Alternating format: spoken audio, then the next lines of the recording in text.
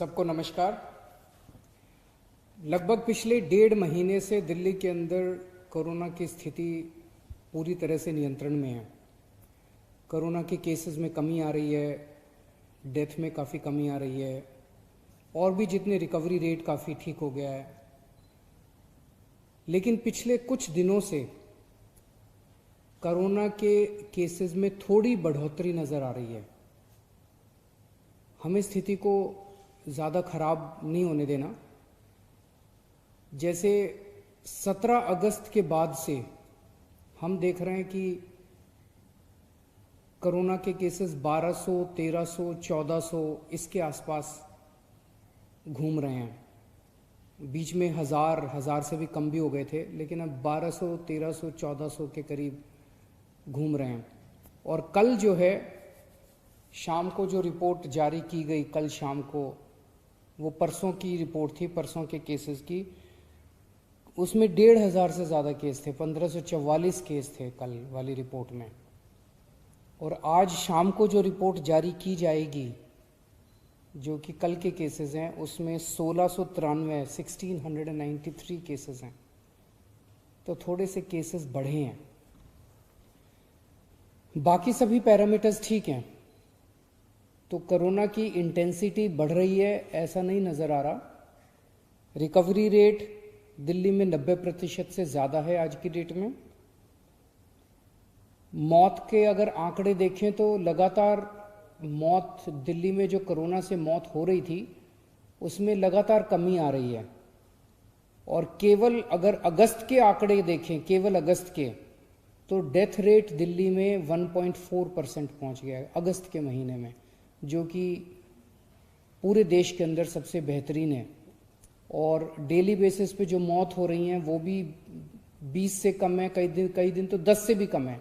उन्हें जीरो भी करना है, उसके लिए भी हम लोग लगे हुए हैं, ये काफ़ी मेहनत कर रहे हैं कि एक भी मौत नहीं होनी चाहिए। लेकिन एक वक्त ऐसा था जब 100 से ज़्यादा मौत हो रही थी, आज 20 से कम है और कई बार 10 से भी कम मौत हो रही हैं। अस्पतालों के अंदर बेड्स अगर देखें तो आज सुबह तक 3700 के करीब बेड्स टोटल ऑक्यूपाइड थे, जिनमें 2900 के करीब बेड्स दिल्ली वालों के लिए थे, दिल्ली के लोग पेशेंट्स थे, और 800 के करीब दिल्ली के बाहर के पेशेंट्स थे। तो अगर 2900 पेशेंट्स दिल्ली के थे तो पेशेंट्स की संख्या भी अस्पतालों में नहीं बढ़ रही है। तो हम देखें तो मौत के आंकड़े भी नहीं बढ़ रहे हैं। कोरोना से ठीक होने वाले लोगों की भी संख्या लगातार बढ़ती जा रही है। अस्पतालों के अंदर जो पेशेंट्स एडमिट हो रहे हैं वो भी नहीं बढ़ रहे हैं, लेकिन थोड़े से कोरोना की मरीजों की संख्या बढ़ी है। हमारी तैयारियां पूरी हैं। आज अगर हम अस्पतालों के अंदर बेड्स देखें तो 14,130 बेड्स हैं हमारे पास हॉस्पिटल्स में। उनमें से 10,448, 10,500 बेड खाली हैं। एम्बुलेंस की भी सफिशिएंट हमारे पास वो है। एक भी रिक्वेस्ट जो है एम्बुलेंस के लिए वो मना नहीं की जाती है।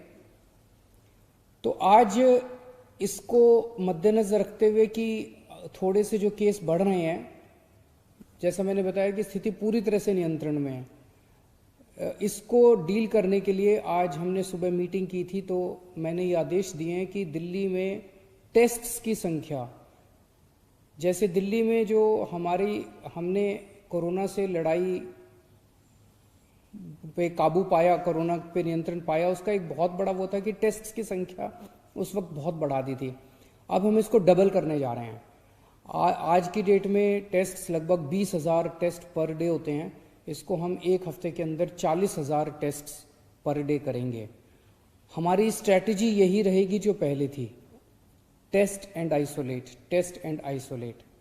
जितने लोग हैं उनको एग्रेसिव तरीके से चिन्हित करके, जितने कोरोना के मरीज हैं उनको एग्रेसिव तरीके से चिन्हित करके और उनको आइसोलेट किया जाए, तो टेस्ट्स की संख्या एक तो डबल कर रहे हैं। दूसरा, एक थोड़ा सा नया ट्रेंड देखने को मिल रहा है कुछ दिनों से कि लोग अस्पताल से ठीक होके घर आ जाते हैं, कोरोना नेगेटिव हो जाते हैं, लेकिन उनके कई सारे सिम्टम्स दूर नहीं हो रहे, उनकी सांस की तकलीफ बनी रहती है, ऑक्सीजन की कमी बनी रहती है। और ऐसे कुछ मरीजों की कोरोना ठीक होने के बाद भी डेथ हो गई है, कुछ लोगों की, बहुत कुछ लोगों की। हमारे हेल्थ मिनिस्टर ही अगर हम देख लें, सत्येंद्र जैन साहब, हालांकि वो ठीक होके घर आ गए थे, लेकिन घर आने के बाद भी उनको काफ़ी दिन लग गए पूरी तरह से ठीक होने में।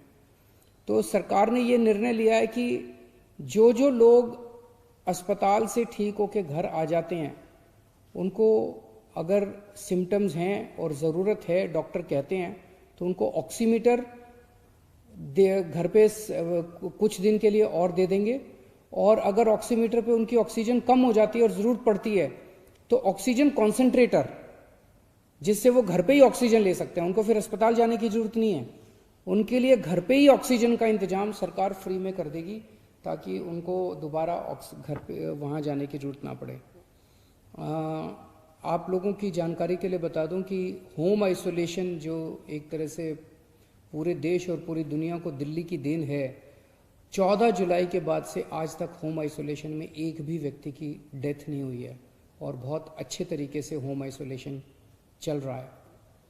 आज हमने ये भी आदेश दिए कि इसको एनफोर्समेंट को थोड़ा सा और सख्त किया जाना चाहिए।